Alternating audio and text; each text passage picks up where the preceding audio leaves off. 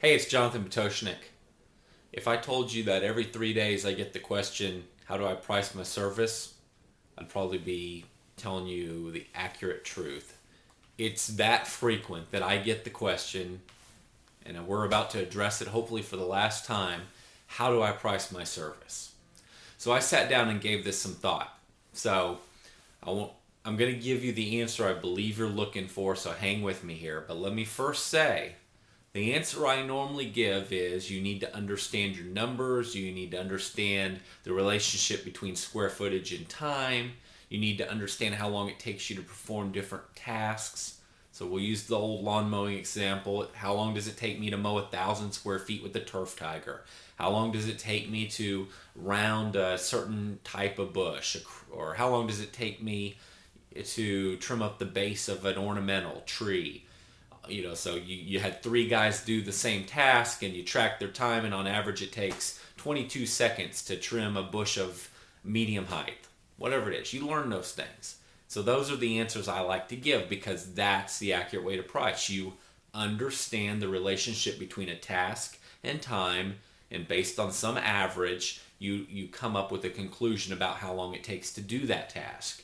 And then you go out to a property, commercial or residential, and you identify all the different tasks that need to take place at that property, and you write down the time for each task, or you punch the time into a computer program for each task. So there's 75 bushes of medium height that are round, there's 40 bushes that are squared off, there's 30 hedgerows of medium height that have 300 linear feet, there's 9,000 square feet of turf that needs to be maintained with a 61-inch zero radius rider. There's 4,400 square feet of turf that needs to be maintained with the 21-inch mower. There's 9,000 square feet of turf that needs to be maintained with a walk behind.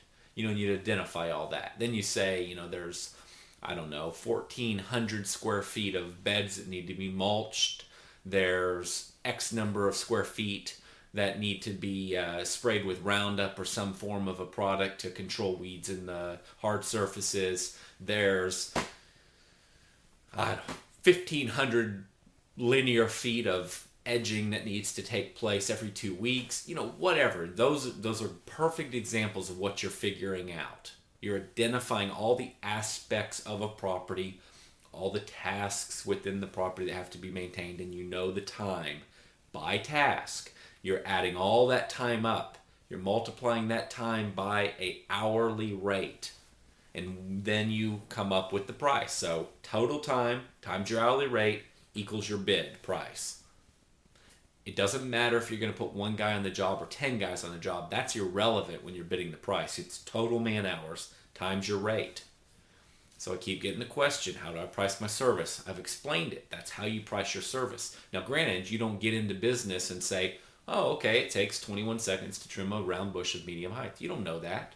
There's no way you could know that. You got to go do it for a while, maybe for a couple years. You got to go mulch some beds. You got to plant some color. You've got to plant different types of color depending on the flower. To plant perennial versus annual versus spacing at 6-inch centers versus 12-inch centers.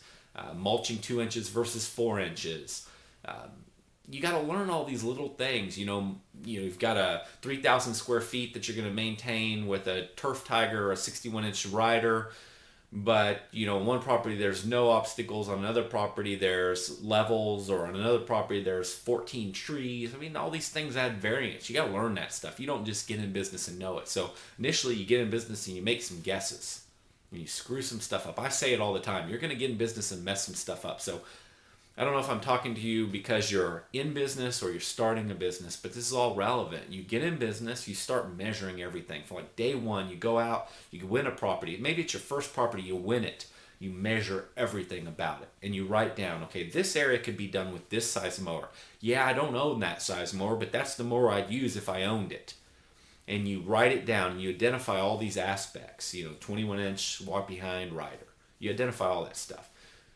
And then you start doing it. You measure it. So you literally mow it and you track it. And like, okay, that took me 25 minutes. And then next week you track it again. And then you track some stuff at some other properties. And you start to come up with some conclusions. About 1,000 square feet of turf on a scag takes about, 3 minutes. Making these numbers up here. So, it takes a certain amount of time. And you start to draw some conclusions, and then before long, you start to be able to price. Then you start writing this stuff down, and then you kind of refer back to it as you start to build your estimates for other properties. You win your first bids, and you underbid some stuff, you overbid some stuff. But you learn.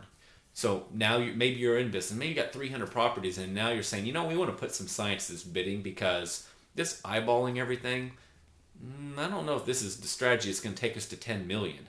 So you start to put some science to your bidding process, and you go out and you measure the 200 properties you've got, and you start tracking all your time at those 200 properties. And then, and if you got 200 properties, you're really fortunate because you got 200 properties to learn from like tomorrow.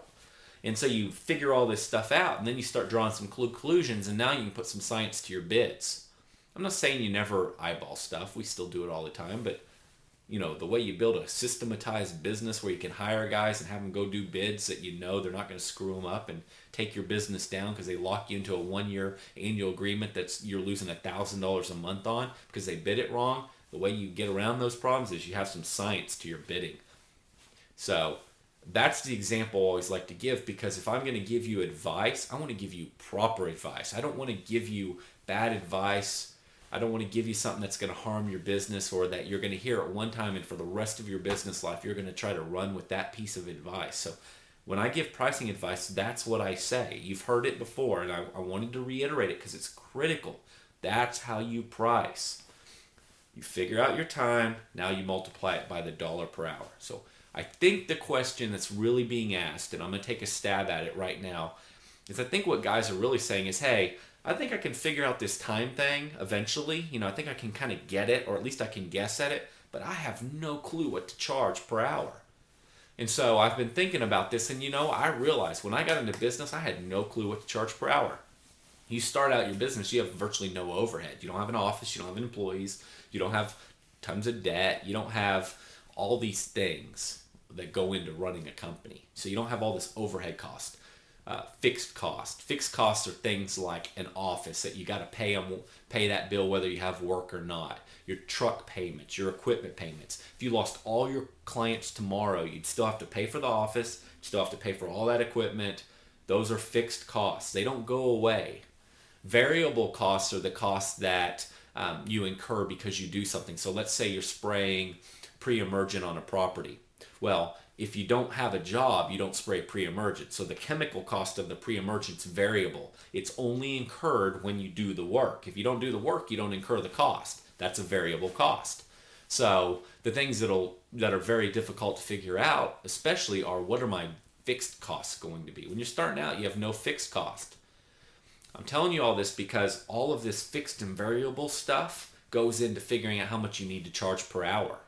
When you're starting out and you have no fixed costs, it's just you might say to yourself, you know what, I'd be really happy making $25 an hour. If I could just go make $25 an hour at every job, that's like making, I think it's $50,000 a year if you worked 40 hours a week. I'd be cool with that.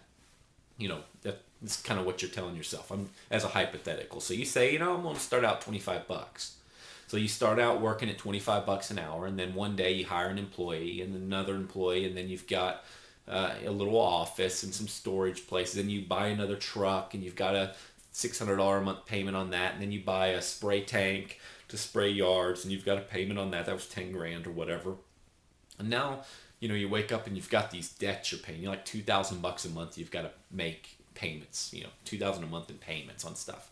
Well, now that $25 isn't quite as much as you thought it was. It felt good when you had no expenses. It was only $25. You were making $25 an hour, but now you've got that $2,000 a month in payments coming out of that $25 an hour.